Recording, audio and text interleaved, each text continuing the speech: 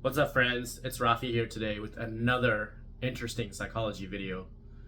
And in this video, we're going to talk about the chameleon effect. And no, I'm not talking about the chameleon, although it is actually derived from the chameleon and its ability to change its colors to match the environment. Similarly, we as human beings have this capacity and this ability subconsciously to actually change our behaviors to match those of who we are interacting with. And this was a very fascinating finding that was originally discovered in 1999 by Tanya, Chartrand, and Bargh. And they did some fascinating research where they basically paired up a participant with a research assistant. And what the research assistant did is casually, they just kind of like rubbed their face or moved their feet in a certain way, and completely subconsciously, without even realizing they were doing it, the participants mirrored that action. So whenever the research participant would rub his face, subconsciously the participants did the same thing. The research assistant would shake his foot, and the participants did the same thing. So why did they do that? And why do we do that? It's a very interesting phenomenon. And going back into evolutionary psychology, if you think about it, human societies actually formed by being able to collaborate with each other. Like even today, you see people that just hate everything about society. They don't like anything about society, yet they don't seem to really leave the society either. They're still among us. And that's because we rely on each other for our survival, right? So back in the day, if you're someone who couldn't really fit in with everybody else, you were ostracized. You didn't have access to food, protection, possibly mates, all these kind of things. So evolution has essentially instilled into us this concept called mirror neurons. And the mirror neuron system's primary job is to basically mirror other people, right? Elicit this mirroring effect in us, basically, so that we can mirror other people subconsciously, which makes us feel connected.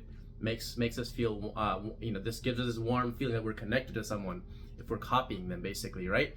So that's kind of where this idea actually came from.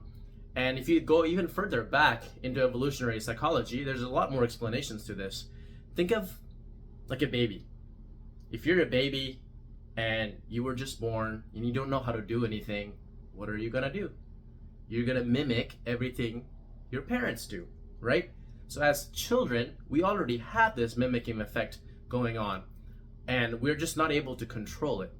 And it's around age 3 is when we finally are able to start controlling this behavior to some extent.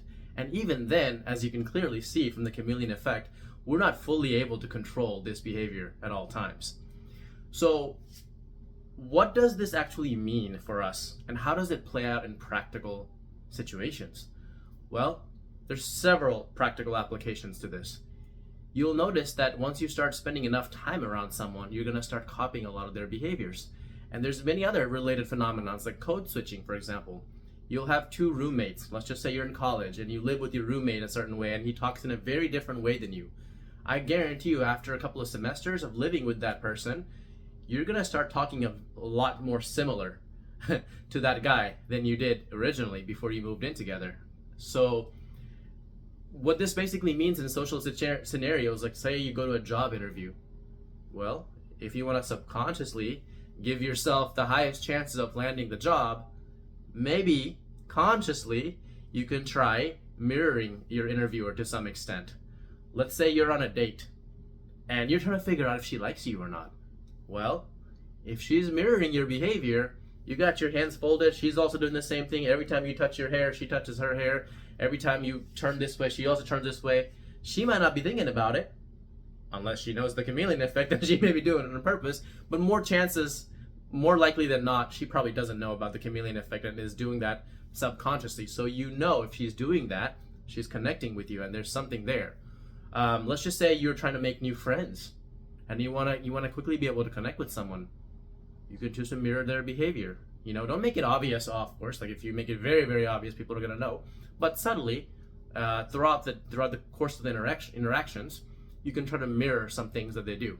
And if you want to see this played out in real life scenarios, just look around. Next time you're at a public gathering and you see two people talking to each other, watch their behaviors and see if you can spot these mirroring effects.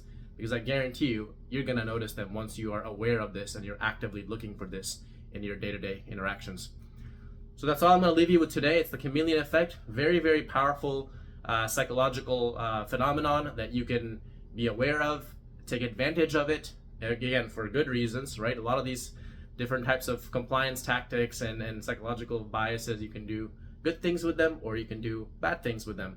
So use these superpowers wisely, but just be aware of it and leave in the comments and let me know if you ever had a scenario where you have subconsciously found yourself mirroring someone or you caught somebody mirroring you, and what was that experience like?